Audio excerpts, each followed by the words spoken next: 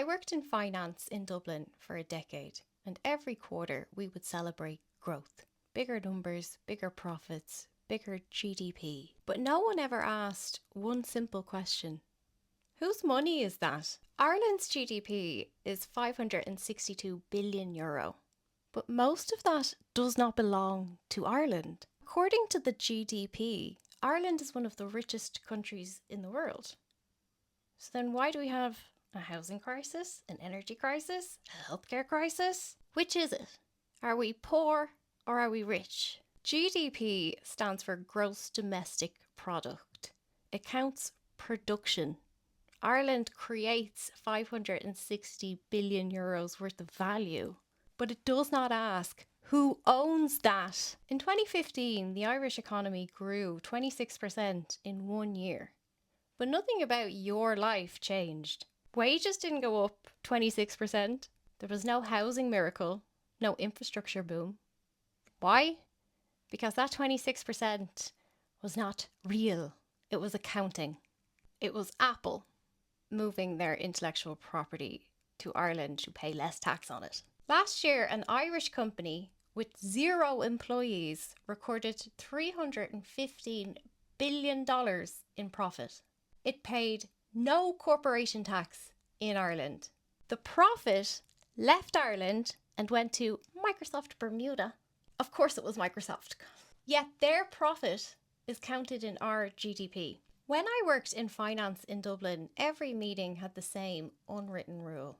Do not scare the Americans. Do not question this model. Foreign direct investment is what keeps the lights on. No one ever asked, why are we still scared? In 2024, over €300 billion left Ireland as somebody else's profit. If that is keeping the lights on, why does it leave? There is one sentence that shuts down every conversation in Ireland. If the multinationals leave, we're finished. You've heard it. But look at the numbers.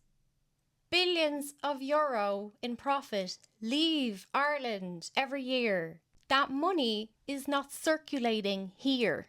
It is not building houses. It is not updating infrastructure. It is not upgrading the grid. It is not keeping the lights on. In fact, these multinationals drain Ireland's infrastructure. They are now using 30% of the available electricity in the country. And Microsoft are building their own dirty power plants in the middle of Grange Hill. So they'll build a dirty incinerator in the middle of a suburban area in Dublin, but they won't offer the government money to help us update the energy grid. Even by old steel baron standards, this is criminal exploitation. And the only reason that they get away with this is because of your colonised mind, thinking that Ireland needs foreign direct investment. For 800 years, the Irish were taught that our survival meant pleasing those with power. And in the 1990s, we replaced London with Silicon Valley. Different accent, same reflex. We just call it foreign direct investment now.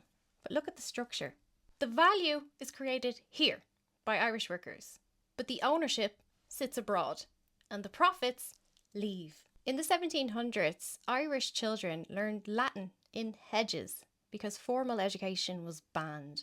Today, Irish engineers design the software that powers the global economy. In both cases, Irish intellect created value, and in both cases, ownership and power over that value has set elsewhere. The gap between how much value Irish workers are creating and how much of it we actually own is so large that the central bank had to create new categories just to take foreign direct investment out of the map so we can actually see what the fuck's going on here.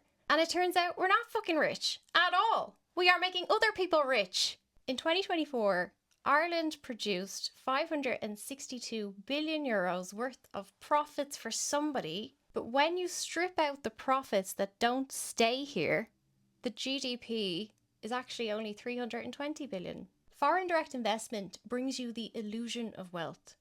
But it's an illusion. The value doesn't stay here. The profits go abroad. They sit in offshore bank accounts. Ireland is supposed to be excited that last year we got 1,500 new jobs because of IDA investment. Woohoo! But we're not supposed to talk about the fact that in the same year, 200 billion euros was extracted from the country. That ratio is grotesque. Meanwhile, Ireland has 60,000 construction workers sitting on their arses because the government won't let them build social housing. Now the threat is becoming real. In November 2025, Israel launched a high-tech tax reform initiative. They will start soon to offer reduced rates and capital gain exceptions on tech investments into Israel. The Gaza Great Trust Plan is proposing an economic zone for big tech that is tax-free. And the US is also looking at building a competing tax-free zone for big tech. Meanwhile, Ireland imports 80% of its energy, spending 10 billion a year on fossil fuels. While Ireland spends 10 billion euros to import fossil fuels, we are also wasting 2.1 terawatt hours of electricity every year just because we've nowhere to store it. 2.1 terawatt hours of electricity is enough to power 750,000 plus homes for a whole year. So the wind generates all of that energy and we've nowhere to put it because our government refuses to invest in the grid and instead spends billions to buy fossil fuels. The country is literally throwing wind off the cliffs of Moher and buying gas instead. Unemployment is now at the highest it's been since COVID and rising quickly. Tech layoffs have thumped the country over the last few years, with TikTok, Meta, X, Glassdoor, IBM, Oracle, all laying off staff. The Microsoft Ireland office, that booked 300 billion in revenue last year, has 0 Irish employees. The structural risk of continuing to believe the foreign investment myth is honestly terrifying. IBEC, you are bringing the country to its knees. Please, stop it.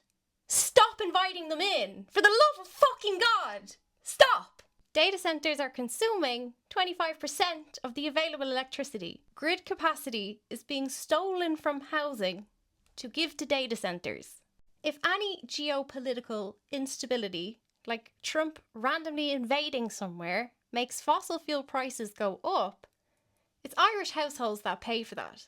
The government has now commissioned emergency gas generators to keep the lights on in the data centres, and Irish households paid for that to the tune of 600 million euros. Now we have unregulated on-site gas burning by Microsoft in the middle of the Dublin suburbs.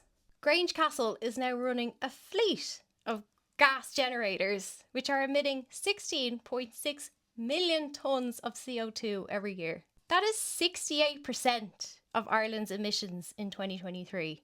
Just one company in 1 year has produced more CO2 than the entire country did. IDA clients, so the Americans, employ roughly 300,000 people in a country of 5 million. But even that is a false figure, because once the data centres are up and running, then how many it takes to staff them reduces significantly. So those are all precarious jobs.